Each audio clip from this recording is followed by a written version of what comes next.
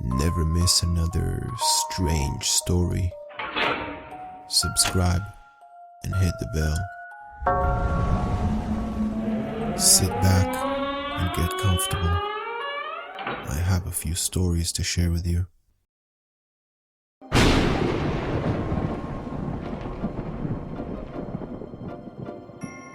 The traveling carnival had gone downhill in recent years. Costs had been cut, and many of the performers had left.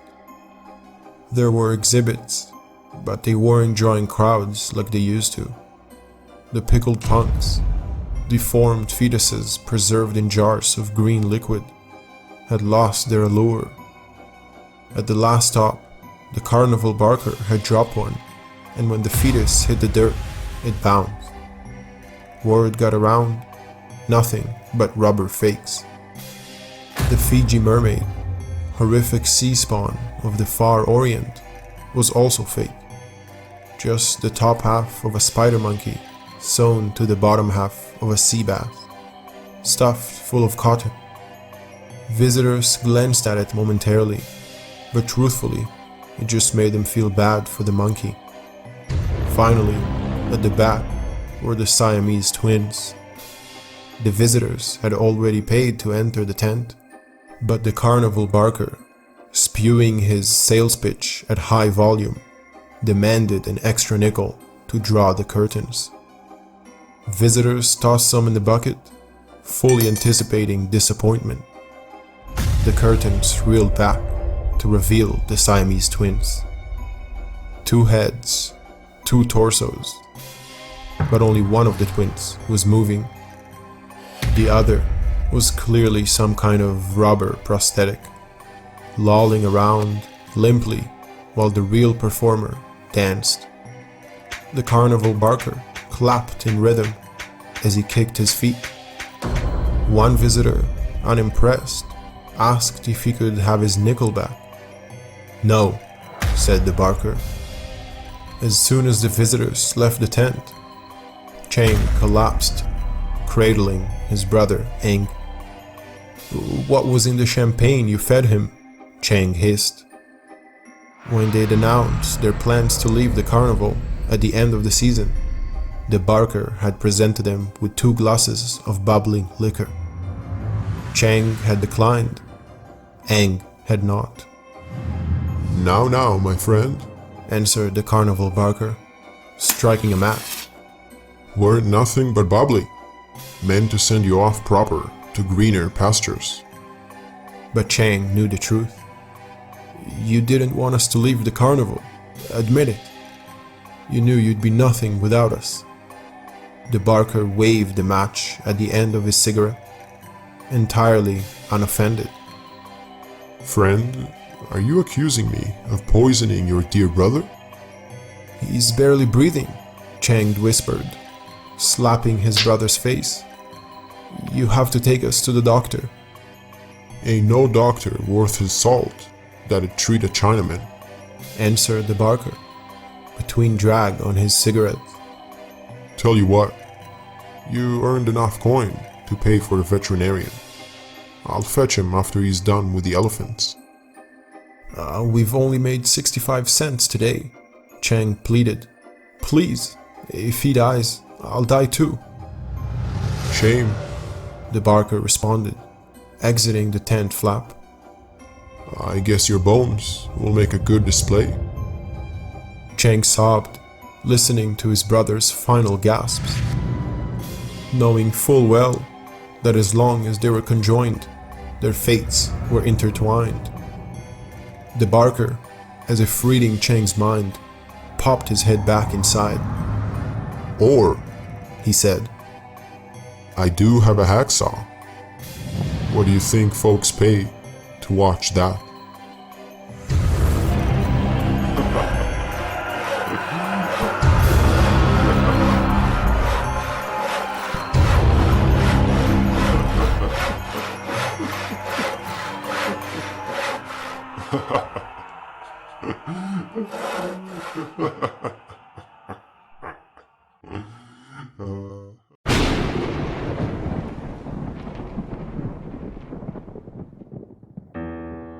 One summer, I worked as a house cleaner for this family down the road for some pocket money. It was fun, mostly. "Hello, is anybody home?" I called out of habit as I poked my head through the door. "Yes, we are upstairs," answered the husband. "Please, go ahead and just ignore us." "Okay, cool." As I said, this was fun.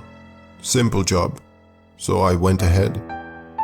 I heard the door being shut upstairs, some rhythmic pounding noises, and then, alas, some moaning. "Really?" I sighed exaggerately and muttered to myself. "You know I'm down here, right?"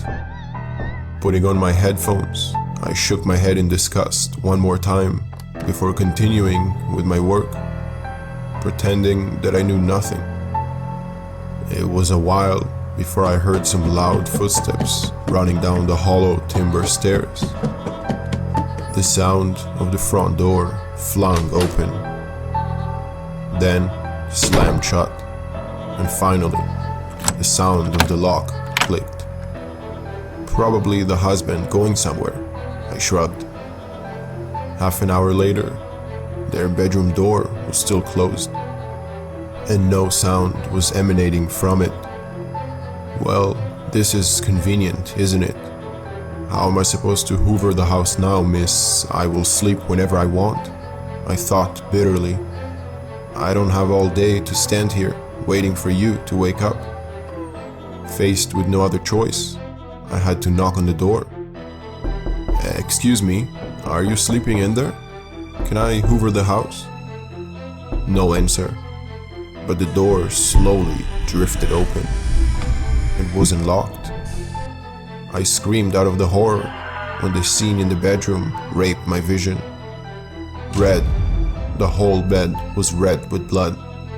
The wife lay dead in the middle, knife sticking out of her chest.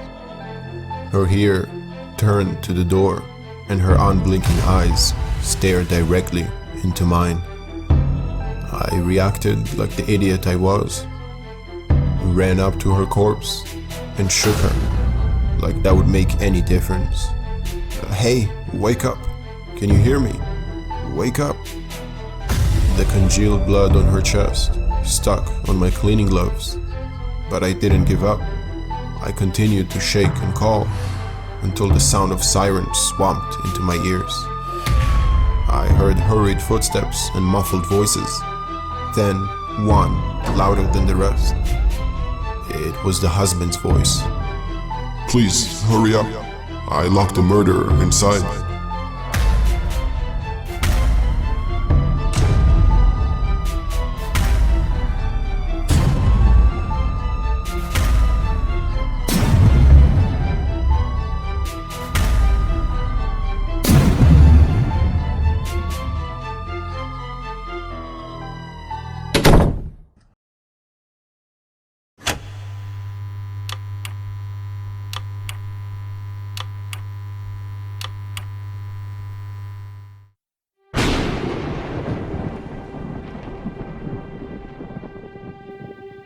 I can't really remember my dad, but I remember his funeral. My mom cried a lot. I can't even bear to hear my mom cry. I shuffled and stropped and sulked throughout. Why did it have to take place on a Saturday? I was missing my favorite cartoons. My baby sister, Millie, wouldn't stop wailing all the way through. Real sharp shrieks, stabbing like an ice pick into our ears. My Uncle Mike read a dumb poem, or at least he tried to. It was called "He's Not Dead, But Sleeping." He kept losing it and clung to the podium like it was the rigging of the Titanic. He stank of scotch, too. That same phrase, "He's not dead, but sleeping," was carved ornately onto my dad's black marble gravestone, too. My mom had held my hand too tightly. She told me never to forget that my daddy had been very tired recently and was simply sleeping peacefully, and that we should see this as a blessing relief. She made it sound real convincing, like a good mom should. Then she hugged me so tight I could barely breathe. The priest read another sermon, his eyes aligned with kindness. Then my mom tried to say a few words, but couldn't really. Millie was passed back and forth until Mandy handed her to me. "Here," she said, "you're always good at calming her down." Then Aunt Mandy went to steady my mom, whose legs were shaking. The service ended, shots were downed, sandwiches were nibbled. I was a good boy and didn't pester anyone. I hoped this will all be over soon. Millie was very heavy in my small arms, and I was glad when my mom finally took her back from me. Then everything was suddenly in utter confusion. Voices calling all around, bodies pushing forward. Someone shook me hard, their fingers gripping like claws onto my shoulders. "Hey, it's okay," I said. Millie was just tired, so I made her go to sleep.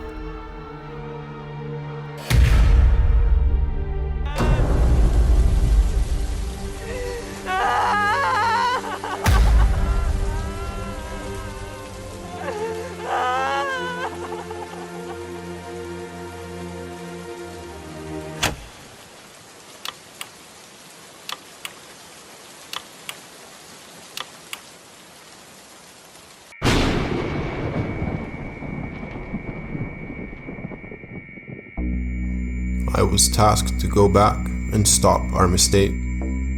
Time travel was achieved in the years 75-38. Many countries worked together to accomplish this feat, and since then, the whole world has been tuned into the discoveries we've made visiting our past. The first mission sent a group back to the year 2000. We returned with a newspaper which highlighted the new century and Y2K. We don't use paper anymore, but the world rejoiced over our success, and each household wanted their very own newspaper copy, which celebrated the triumph over Y2K more than 2,000 years ago. 6 months have passed since that first mission, and we have continued to go back in time to learn about the origins of our species. We had finally come closer to understanding how our universe formed, and a better idea of how our universe operates. But we hit a problem. For some reason, we could no longer travel back any further. Our last trip was 6 billion years into the past. We couldn't go beyond that. This saddened researchers immensely. Yet, focus was shifted to exploring working within the 6 billion year time frame. Problems continued still, however, as we could not travel back in the past anymore, it seemed. We worked on the machine to see why it wasn't working. At the same time, a team of theoretical physicists had continued to refine our understanding of time travel with each trip made, but their most recent discovery shocked the world. They predicted using the time machine required us to deplete the time we had left in the universe. This was why we could no longer travel so far back. We decided that we needed to go back in time to warn ourselves of this grave mistake in our last hopes to make it right. I was tasked to go back and stop our mistake.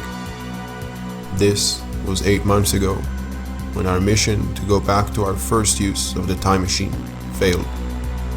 We could no longer undo the damage.